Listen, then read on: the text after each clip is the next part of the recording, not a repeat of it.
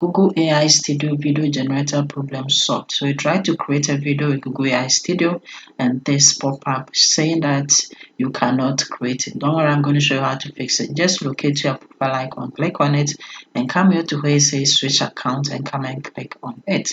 Over here, come and then click on use another account. Okay, so when you click on it, it will bring you right here to sign with your Gmail account. All that you have to do is simply put in a Gmail address that is different from the one that you use to create that says it's limited and click on next. So you'll be logged in just like this as I have logged in with a different email address. And then now you can simply come to generate media, select it and come here to the view and come and click on it.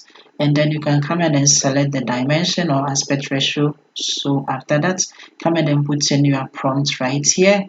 And after putting in the prompt, you can come and then click on run to create your video. So as you can see, it is generating the video for me.